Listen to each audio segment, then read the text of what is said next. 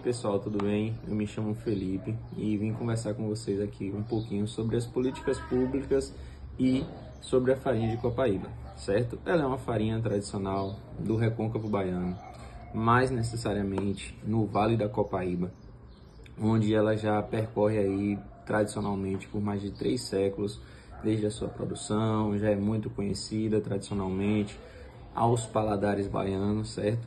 É uma farinha tradicional e a gente veio trabalhar um pouquinho sobre a ideia de política pública de incentivo à produção e comercialização desse produto, com foco na ODS 12, que é uma das metas da ONU sobre a ODS 12, que engloba a produção e consumo sustentável, certo? O incentivo tanto de iniciativas privadas quanto iniciativas públicas que englobam essas políticas públicas para esse incentivo. Mas necessariamente vamos falar sobre a indicação geográfica, que é uma política pública que mais necessariamente ela fortalece o vínculo do produtor, ganha visibilidade, agrega valor econômico, social, resgata todo o trabalho cultural daquela região, desde a forma de produção, ele incentiva o turismo naquela região. Tudo isso fortalece a economia local, a cultura, entendeu?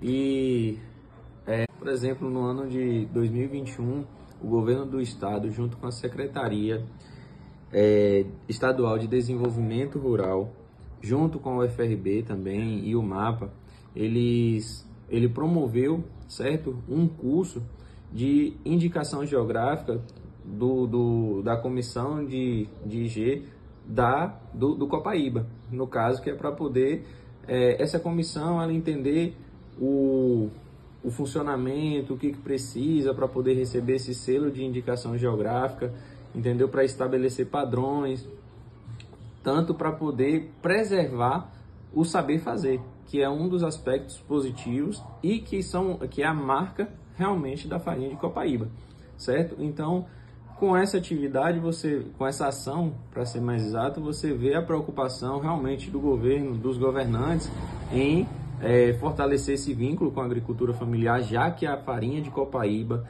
ela majoritariamente ela é produzida por produtores familiares. Então, quando o governo do estado, os governadores, para ser mais exato, ele incentiva esses cursos, é realmente algo para poder estabelecer uma confiança e fortalecer esse vínculo com os produtores rurais, principalmente a agricultura familiar, certo? Então, são aspectos que, trazendo para a nossa realidade de desenvolvimento sustentável, quando a gente traz essa ideia da agricultura familiar, quando você fortalece a agricultura familiar, tendo como perspectiva que a agricultura familiar, segundo dados, ela emprega mais do que a agricultura em grande escala, ela consegue empregar mais, ela realmente é a maior produtora de alimento. Então, quando você fortalece essas políticas públicas, consequentemente, você está incentivando a produção, certo? Porque você está incentivando a produção ali por meio de política. Quando você está fazendo isso, você está incentivando tanto a produção quanto o consumo sustentável, que é uma das metas da ODS 12, certo? Que é para o plano de 2030. E aí, gente, vocês podem estar se perguntando, sim, Felipe, como é que funciona esse registro? Bom, desde o ano de 2012, a Embrapa, junto com a Universidade do Recôncavo da Bahia, no caso, a UFRB, e os produtores da região, se uniram para poder fazer um levantamento, investigação, para poder fazer essa especificação da farinha, certo? Para poder começar o processo de indicação geográfica. O nome da farinha, por si só, ela já leva essa indicação geográfica, no caso, a farinha de Copaíba, certo? Porém, ela precisa de um selo, de uma regulamentação, de uma padronização, porque a farinha por si só, ela é um produto que ela é reconhecido pela sua torra específica, pela sua crocância, pelo seu sabor, aroma, a sua forma de produção, coloração. Isso são aspectos da farinha, certo? Então, quando você gera um selo, você padroniza o produto e faz literalmente essa indicação geográfica. Porque quando uma pessoa for procurar por esse produto, ela vai se remeter logo ao nome e à região que ela foi produzida, certo? Então, esse processo de regularização, ela começa justamente daí, da identificação dos produtores da região, a delimitação do espaço que é produzida. Então, a farinha de Copaíba, ela exclusivamente ela é feita no Vale da Copaíba e na região do Recôncavo, certo? Que aí há algumas variações em alguns textos, alguns relatos, onde a farinha de Copaíba é do Vale do Copaíba e as farinhas especiais são do Recôncavo da Bahia. Mas em si só, elas se englobam na mesma farinha, certo? A mesma qualidade, entendeu? Então, e aí, talvez levante outro questionamento que vocês me perguntem, sim, Felipe, quais são também os benefícios dessa regularização, dessa indicação geográfica? Como eu havia falado antes, tem o valor econômico, certo? Que faz uma agregação de valor, e algumas pesquisas mostram que outros produtos têm um aumento até de 30% do seu valor comercial, certo? E como a gente sabe, o Recôncavo tem uma extensão muito grande, porém há uma grande concentração da população ainda que vive em extrema pobreza, e algumas dessas pessoas são produtores, são da agricultura familiar, são produtores da farinha, porém eles não têm acesso ao mercado, não conseguem suprir a necessidade de vender essa farinha, achar comércio para essa farinha, certo? Então, quando você faz essa regularização, você também está abrindo o mercado para essas pessoas, você está oferecendo melhores condições para essa pessoa comercializar esse produto, certo? Então, quando você faz esse processo, esse registro de indicação, você há avanços na economia, socialmente falando, onde a sociedade ela consegue avançar mais, muitas pessoas conseguem sair da faixa da pobreza extrema, conseguem ter uma qualidade de vida melhor, além de ter um resgate cultural daquela região, ok? E além desses critérios, você também alimenta um sentimento entre esses produtores, o sentimento que a gente costuma falar, o sentimento de cooperação ou de associativismo, certo? O que seria isso?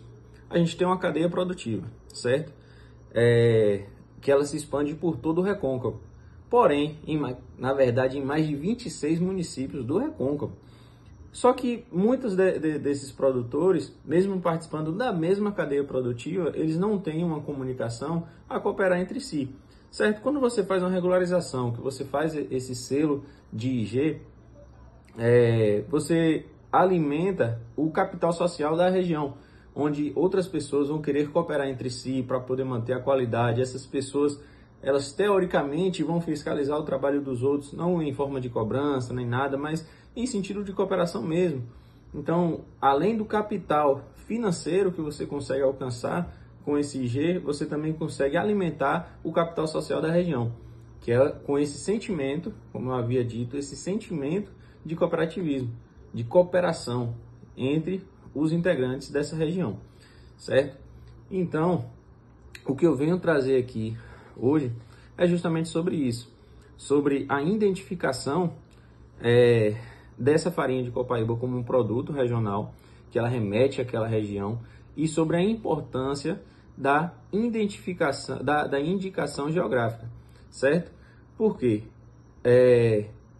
Eu já citei diversos benefícios que será trazido com essa indicação geográfica. Só que outro benefício também seria, com a implementação dessa política pública, a abertura de janela para novas políticas públicas, certo? Como seria isso? A partir do momento que eu sou produtor da farinha e faço parte dessa indicação geográfica, é mais fácil, certo, para os governantes articular políticas públicas, fazer o estudo, fazer levantamento de dados que possa suprir as necessidades daquela comunidade a partir dessa política pública que é a indicação geográfica, certo? Então, outras vantagens vão além dessas que foram citadas. Eu só trouxe mesmo um apanhado dessas informações para poder sintetizar mais sobre o tema e a importância dessa agenda teoricamente política da ONU, que é da ODS 12, assim como outras, mas como foi citado a ODS 12, que é de produção e consumo consciente. Então, com isso, eu agradeço a todos, certo? E até mais.